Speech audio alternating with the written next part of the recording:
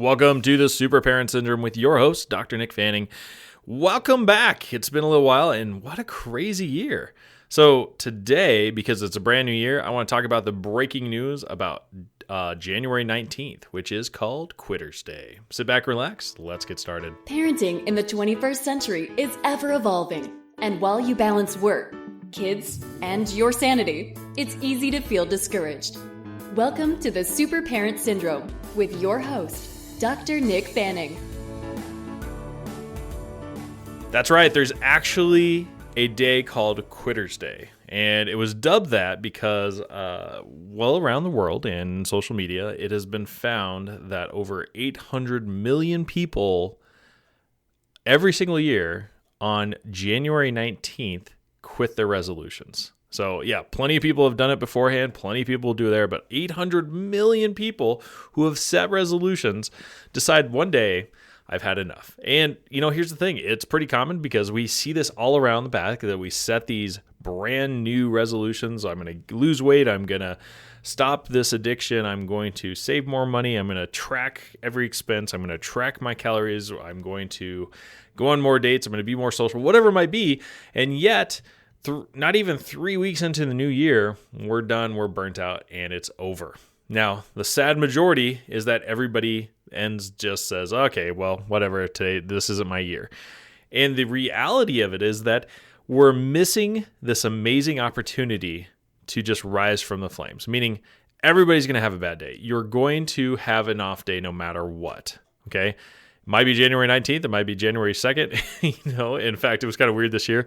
A lot of people had these New Year resolutions and yet still waited till Monday, which I believe was the 4th. Yeah, so they set these resolutions and still had to wait 3 longer days to actually starting it on day 4, which is just irony in the first place. Because when we feel that we have changed, when all of a sudden we're saying like, hey, we're finally ready to do this, don't wait. Do it immediately. Just do it right now. And when you quit, which you will, and you'll have a rough day, which you will, the next day you get to make that same decision of, you know what, let's pull myself by the bootstraps and let's get it done now. Because I can tell you this, like, let's say you mess up 10% of the time. That's still a 90%. That's still an A. Okay, and so if you take 365 days, and let's see, 10% of 365 is 36 and a half days, right? That means you can mess up in an entire month and still get an A. So stop obsessing over perfection, because perfection will ultimately lead to destruction, and then you'll beat yourself up. You'll talk down on yourself. You're going to tell about how you're miserable and you can't do anything and you're a miserable failure. And then you ultimately just truly quit until you beat yourself up to the point where you're like, you know what? I'm going to hate myself until I can actually improve, which is ironic in the first place that we can be so down on ourselves that it somehow motivates us to try again and try perfection again. And then ultimately, again, the cycle continues. Perfection, destruction, self-loathing, back into perfection. And here's the thing. Exercise should not be a punishment. It should be a celebration of movement. Eating and dieting should not be a diet is a punishment. But we shouldn't be so focusing on the self-hate of it and the punishing ourselves for our past mistakes. What if instead it was more of a celebration or growth or the next chapter? So I know we've gone on a lot of things today, but this Qutters Day should be that wake-up call to yourself is like, hey, I'm just like everybody else in this world.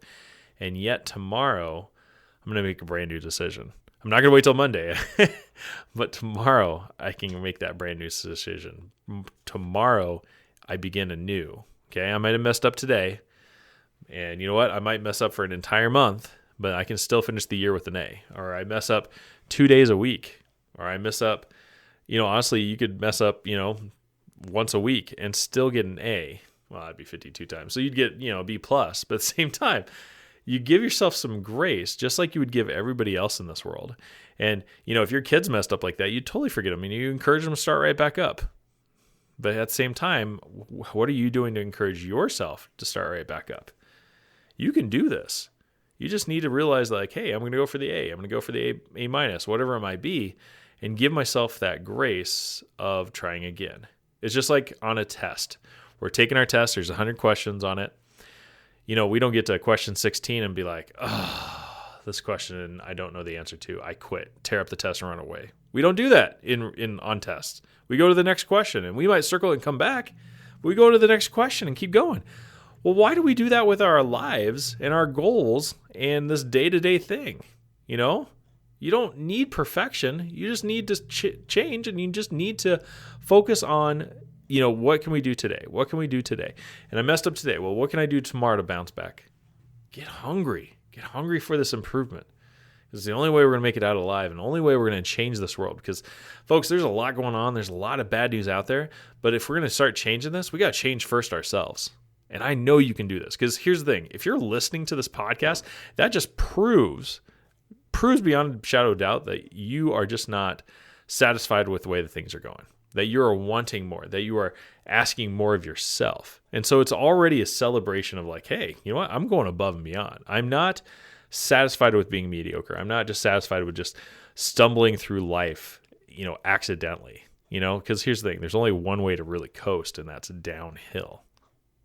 Okay. But to fight back up, to push back higher, that's a champion. And it takes that attitude first. So I applaud you for being here. So folks, until next week, your big homework is don't quit. Don't be satisfied with this Quitter's Day, and help keep going. You got this. Choose today, choose tomorrow, whatever it takes. But get back on your feet and keep going, because I know you can, and I believe in you. This is Dr. Nick Fanning. Glad to be back, and I'll see you next week. Thanks for listening to another episode of The Super Parent Syndrome. Please be sure to visit peptalksforparents.com for more content and our free newsletter. And remember, you are not alone.